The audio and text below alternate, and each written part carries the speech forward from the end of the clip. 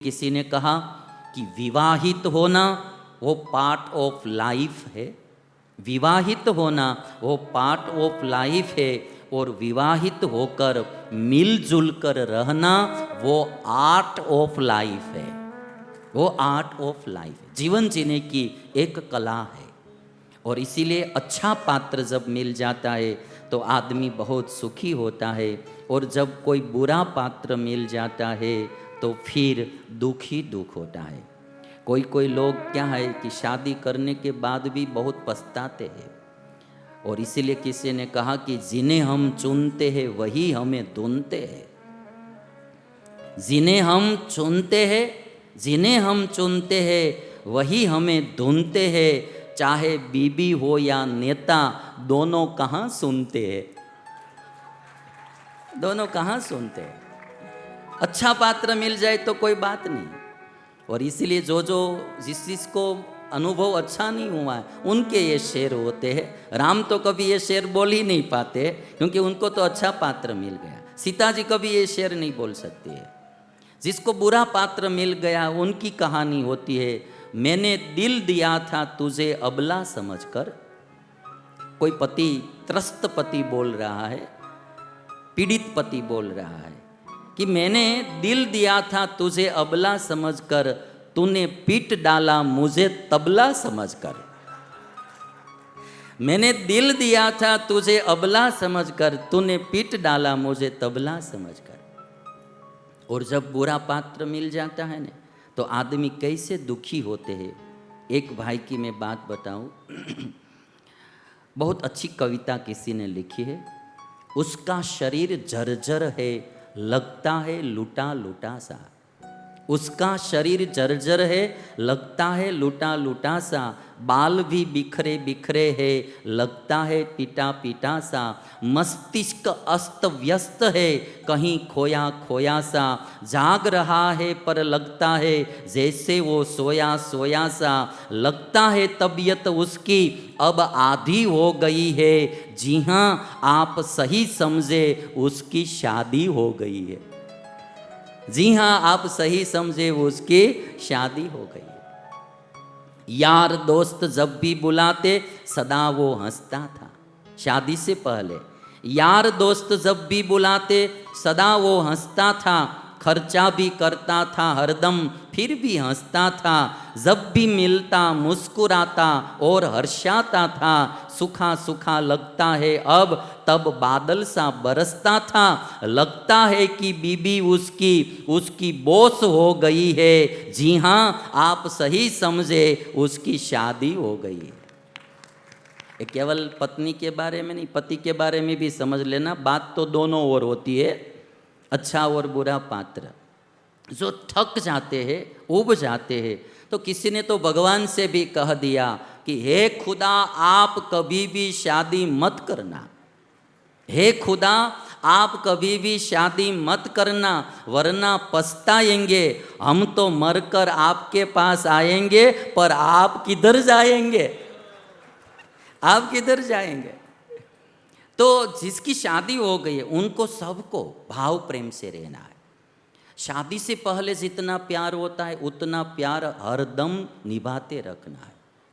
अभी नई नई शादी होती है तब कितना प्यार होता है। हम देखते हैं गुजरात में भी पत्नी एक बार ग्रीष्म ऋतु में बोलती है कि गर्मी कितनी होती है, तुरंत मनाली की टिकट ले लेते हैं और मनाली ले जाते हैं।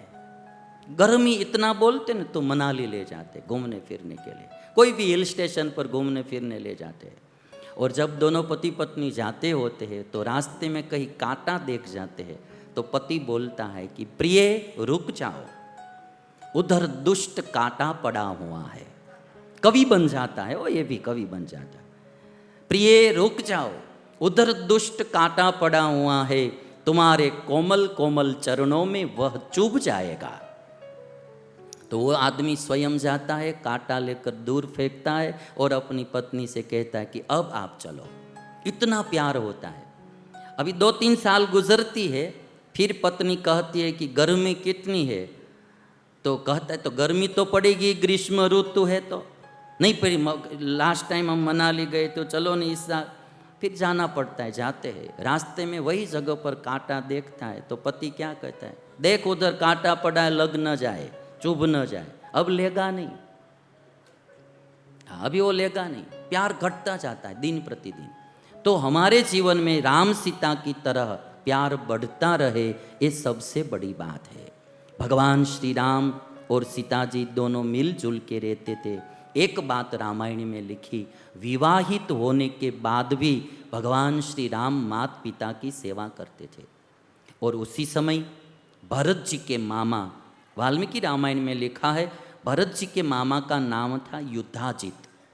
युद्धाजित भरत जी के मामा अयोध्या आए और दशरथ जी से कहा कि मैं मेरे भांजे को अपने घर ले जाना चाहता हूँ। और तब दशरथ जी ने इजाज़त दी, भरत जी अपने मामा के घर चले। भरत जी ने कहा कि मैं अकेला नहीं आऊँगा, मेरे भाई शत्रुघ्न को भी साथ में लेके आऊँगा। तो भरत जी और शत्रुघ्न अपने मामा युद्धाजित के घर गए। तो वहाँ वाल्मीकि ऋषि ने बालकांड को विराम दिया। इति वाल्मीकि रामायणे बालकांडः समाप्तः।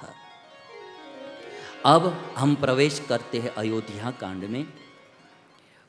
भरत जी और शत्रुघ्न मामा के घर गए हैं, फिर भी अपने पिता दशरथ की याद बनी रहती है। मामा के घर सभी प्रकार के सुख होते हैं तो भी अपने पिताजी को भूल नहीं पाते हैं। दशरथ जी को अपने चारों पुत्रों में प्रीति थी, किंतु सबसे प्रिय राम थे। राम सद्गुणी थे। वाल्मीकि रामायण में लिखा है कि राम कैसे थे। सच नित्यं प्रशांतात्मा मृदुपूर्वं च भाषते उच्यमानोऽपि परुषं नोत्तरं प्रतिपद्यते। राम शांत थे। राम बहुत मृदु वाणी बोलते थे, बहुत मीठी और सरल वाणी बोलते थे। राम को कोई कड़वी वाणी बोल देते थे तो भी राम प्रतिक्रिया नहीं देते थे। राम तो मीठी वाणी से ही उत्तर देते थे। और कदाचिदुपकारेण कृतेनेकेन तुष्यति न स्मरत्यपकाराणां शतमप्यात्मवत्तया। कोई ने एक बार भी उपकार किया है, मदद की है, तो राम हर हमेश याद रखते थे। और कोई ने अपकार कर दिया है, 100 बार अपकार किया है, तो भी राम उसको भूल जाते थे।